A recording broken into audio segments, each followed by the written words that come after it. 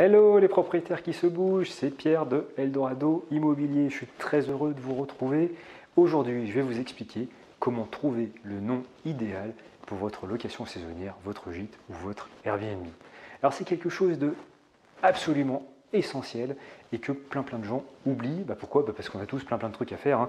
Moi le premier, la première fois que j'ai ouvert une première location saisonnière, il faut faire les déclarations, il faut meubler, il faut mettre son annonce sur Airbnb, sur Booking, etc. Il faut arriver à contacter les locataires, il faut échanger avec les locataires, etc. Au début, le cerveau il chauffe un petit peu et on se dit bon le nom, on va prendre le nom de la résidence ou on va l'appeler appartement numéro 23, peu importe, pas d'importance, qu'est-ce que ça peut changer. Mais en fait, c'est super important et ça change tout sur le long terme. Et ça a tout à voir avec la notion de marque. Si vous achetez des chaussures, est-ce que vous voulez acheter une chaussure qui s'appelle chaussure 23 ou est-ce que vous préférez acheter la dernière Nike qui vient de sortir? Si vous voulez acheter une boisson, est-ce que vous allez acheter du soda noir qui pique ou est-ce que vous préférez acheter du Coca-Cola? Donc vous voyez que la marque est quelque chose d'absolument essentiel pour vous établir sur le long terme et notamment pour pouvoir louer en direct.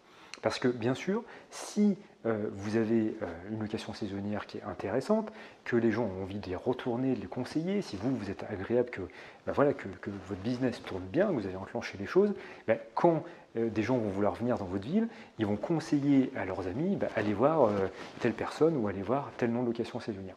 Et si le nom est difficilement compréhensible et retenable, vous aurez beaucoup de mal à avoir cette clientèle qui viendra de manière récurrente. Donc ce que je vous conseille, c'est d'aller voir tous les exemples de noms que je donne. Je en donne plus de 500 sur Eldorado Immobilier. Donc Eldorado Immobilier, exemple de nom location saisonnière. Je vous mets l'URL sur la vidéo et l'URL en bas de la vidéo. Mais au-delà de ça, gardez bien en prix le principe global qui est de trouver quelque chose d'original et de parlant. Donc l'idéal, c'est de combiner quelque chose qui parle de votre région et qui est facilement retenable. Donc vous pouvez sortir quelque chose comme Hello Normandie, par exemple. C'est quelque chose qui va marquer et qui sera retenable. Et c'est vrai qu'il y a le nom de la région, c'est bien. Mais ce n'est pas indispensable non plus d'avoir le nom de votre région. La Maison du Bonheur, même la Vieille Maison. On a un client pour qui on a fait un site internet super complet qui s'appelle la Vieille Maison. Comme ça paraît un peu bizarre, mais en fait c'est une super idée parce que ça marque et on s'en souvient facilement. Donc retenez bien ça, il faut que ce soit un nom qui soit facilement retenable et s'il peut se prononcer en plusieurs langues, c'est toujours mieux parce que on est dans le pays le plus touristique du monde, donc forcément vous aurez des clients étrangers, donc s'ils peuvent arriver à retenir et à prononcer, peut-être prononcer surtout le nom, c'est super intéressant.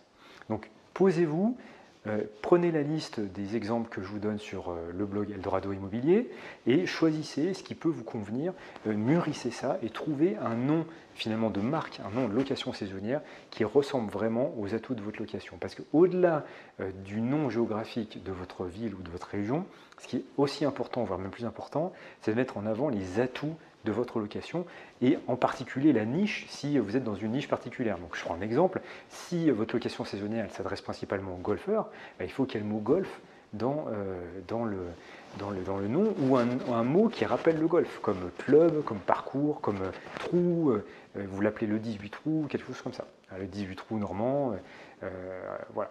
Ne cherchez pas à faire des jeux de mots, là je l'ai fait exprès, je vous donne un jeu de mots, le trou normand, parce que 90% des gens ne vont pas le comprendre, tout simplement parce qu'ils vont lire trop vite pour pouvoir intégrer, ils cherchent une location saisonnière, les jeux de mots ça viendra plus tard quand vous en discuterez avec eux, mais pour l'instant non.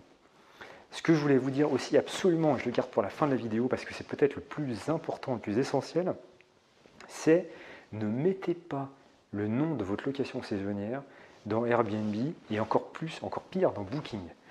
Trouvez un nom différent. Ce que je vous conseille, c'est dans les titres de vos locations saisonnières, de vos annonces sur les plateformes de réservation, mettez les atouts de votre location, mettez pas le nom de marque que vous avez. Et pourquoi? Je vais vous expliquer pourquoi. Vous n'y avez probablement pas pensé. C'est que Booking en particulier achète des mots-clés sur Google, plus de 500 000 $ par mois quand même, hein, donc c'est pas, ça rigole pas trop, hein, ils y vont quand même à fond, et ils achètent les noms des locations des gens. Donc si vous avez un appartement qui s'appelle La Colombière, que vous le mettez sur Booking en l'appelant La Colombière, Booking va achetez le nom La Colombière, et donc du coup, quand les gens taperont La Colombière à Villard-de-Lans, eh ben, ils vont tomber sur Booking, ils ne vont pas tomber sur vous. C'est quand même un petit peu dommage. C'est un peu dommage de ruiner ces efforts de branding, de créer une marque, que les gens vous apprécient et vous recherchent, et qui retombent sur Booking. C'est quand même très bête parce que vous auriez pu économiser la commission et avoir des réservations en direct. Donc voilà les conseils que je peux vous donner sur le nom de votre location saisonnière. Ce que je vous demande, c'est mettez-moi vos exemples, vos idées dans les commentaires ci-dessous pour que je puisse vous donner mon avis et vous orienter du mieux possible parce que c'est vraiment essentiel. À très très vite, ciao ciao.